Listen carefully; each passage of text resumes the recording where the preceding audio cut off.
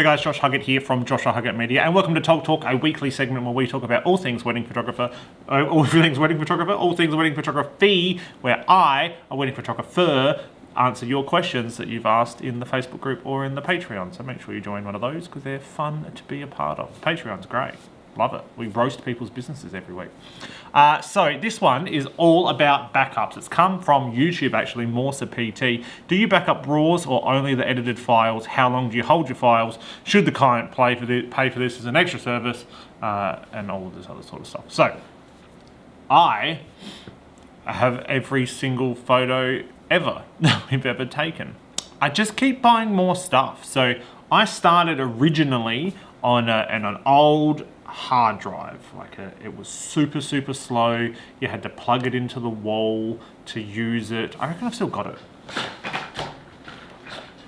I do. There's an old Seagate expansion drive. I don't actually know if I can still get into it, but this is what I started on, and then from there I slowly moved into like SSD territory, but I started on these old hard drives, and they're super slow. They're not that great, and I don't know if they're that reliable as well anymore. People still swear by them, but I feel like it's just like one knock. There's just one knock and it goes. Then we moved into SSD territory, and then very quickly I moved into cloud storage as soon as it became a bit more readily available. So we've always used a Google Drive, and we've always used, more recently we used Dropbox. But our backup system as of right now, shoot the wedding day. That's great. We always have a really good time. Post-wedding, I back everything up onto my desktop in the car, like in the car park. From there, I will then do a cull and edit using Aftershoot that night, so that we have base edits to go out for sneak peeks, and that we have a culled gallery as well. From there, once I've uploaded the photos to Facebook and shared them out, I then drag them into my NAS drive, which is sitting behind here on the wall on the other side. I'll go get a video clip of that. It's really not that pretty, but it sits back down here. This is our NAS drive full of all the stuff, all of the weddings sit in here. Yep. So we drag everything onto the NAS drive, and that just sits there as cold storage. It never really gets opened, never really gets looked at, but it is like RAID setup. I think this is the word, where you've got 6 hard drives in there, but you only use 3 of them. So if some of them break, then you use the other ones, and they'll sit there forever. It's all highly organized inside the NAS drive, but they all sit in there and will never get looked at again. I also drag everything into Dropbox, so then everything will be uploaded to Dropbox. We pay for Dropbox Premium as well, which means even if I deleted every single photo in my Dropbox, I still have access to all those photos and files for another 365 days. That's when my editor downloads them. So we have a photo editor here. He does all of the photo edits. He will then download all of the photos for me on his end and edit all of the photos, and then once they're all edited, he will then upload the edited photos to Pixieset, and then also into the Dropbox as well. So we have a backup on the NAS drive, we have a backup in Dropbox. We also don't format our SD cards until 4 weeks after the gallery's been delivered. Most weddings, unless it's peak season and we're starting to run out, but we have enough SD and CF Express cards that we can shoot 25 weddings without having to back up. Sorry, without having to format a card. So we'll have SD card storage, we will have Dropbox storage, we will have NAS storage, and it still sits on the desktop of my computer until I know it's safely secured up there. And then that will sit there forever. We delete everything off of Dropbox once every 12 months. Because we already know we have it in the NAS drive. Our Dropbox is also, just as another strange thing that I do that I probably don't need to, everything that goes into our Dropbox is also backed up on our NAS drive as well. All right, just gonna jump in here really quickly and explain this a little bit better now that I'm here editing the video, literally.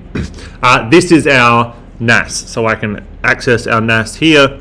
This is where it has like all of our weddings and all that sort of stuff in there, and that all gets backed up. We never really ever touch it. This section here, main store 2, is actually where we just have a Dropbox archive. So everything that goes into our Dropbox then gets put into here, and it is just a separate backup of everything that goes into our Dropbox, as well as our Dropbox.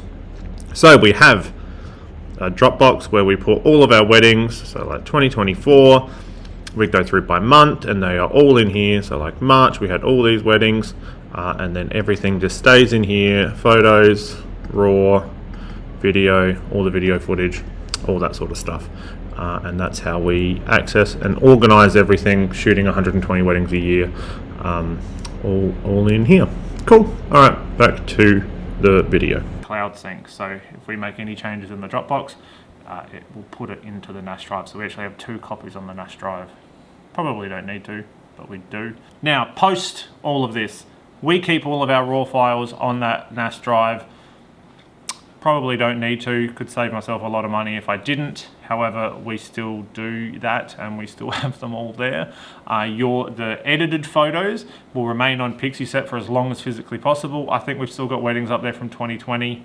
Videos, we also then upload everything to YouTube as well, because YouTube currently doesn't charge you any money to store videos on there. So we use that to our full advantage, and we store a whole bunch of our wedding videos on YouTube. If I'm working on stuff too, so like reels and all that sort of stuff, it doesn't really answer the question, but I work off an SSD. You can probably see it on the back of my laptop here.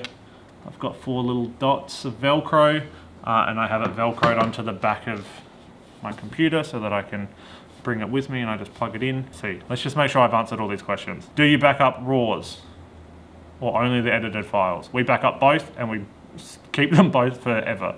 How long do you hold your files? Forever. So far, that's not going to be forever, but currently we haven't really deleted any photos at all. The only time there's ever been any deleted raw files is accidental deletion, but other than that, we never delete anything.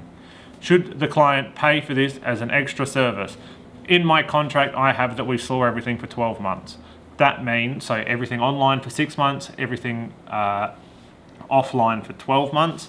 That means I'm able to do whatever I want. If I need to clear out my hard drives, I'm legally secure in that I've already backed everything up. I've already upheld my end of the contract. So should they pay for an extra service for you to keep things longer? I don't think so. I mean, they've already paid you to do the job. Just have that in your pricing that you're gonna keep stuff, because it is kind of part of the job. If they want to resurface it, then you can charge them a resurfacing fee if you do happen to still have it, but I would be looking at like not. And just setting the bar that like you don't keep it after 12 months. I've got wedding photographer friends that as soon as that 12 months hits, they delete everything. They would just delete all the files and all the footage. I'm a hoarder at heart. I know it's hard to believe with all the cameras on the shelf over there, but I'm a hoarder at heart, so I still have a lot of the files that I don't need. I'll probably never look at. I'll probably never even use or see again, but I still have them. I'd love to be able to delete stuff. I just don't really know how. Anyway, that's it for this week's Tog Talk. Hope this helped at some point. What do you use for your storage? What are you storing your photos and videos on for? And how long do you keep your photos stored? That's what I really want to know. How long do you actually keep your photos stored post-wedding? If you've got any questions, leave them in the comment section down below, and we'll get to them in as soon as possible for Tog Talk. But until then, have a fantastic day, whatever you're doing, and I will see you in the next one. Bye.